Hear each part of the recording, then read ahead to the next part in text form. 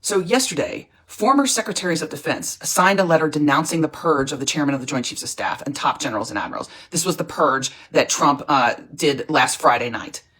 This letter from former secretaries of defense called on the Senate to have hearings into these firings, and for the Senate not to confirm any more political nominees to the Defense Department. So, first of all, good on these former secretaries of defense. These weren't just Democratic secretaries, by the way. These weren't just, Lloyd Austin was in there and Leon Panetta, but these were Republican secretaries of defense like Chuck Hagel and Jim Mattis.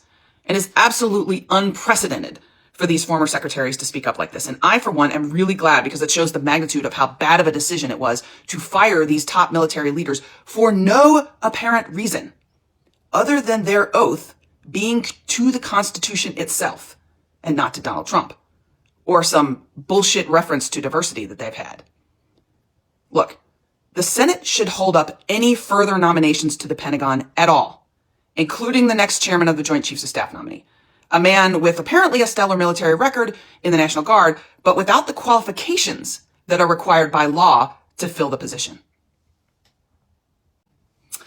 Now, here's what you'll hear from the right. Why are you holding up important national security positions? That's bad for our country and our security. You're going to hear that. Well, folks, it's been done before for way less of an important reason. Recall last year that Tommy Tuberville, a former football coach turned U.S. Senator from Alabama, held up over 400 general and admiral promotions for 9 months because he didn't want women in the military to have reproductive rights. Yep, that happened. And he did this while in the minority in the Senate. So today, Democrats in the Senate, who are also now in the minority, but really any senator who actually cares about our military and national security, should hold up all further nominations as a result of these unwarranted firings.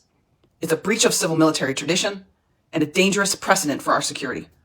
Frankly, at this point, the military would be way better off without any of these Trump sycophant civilian appointed leaders.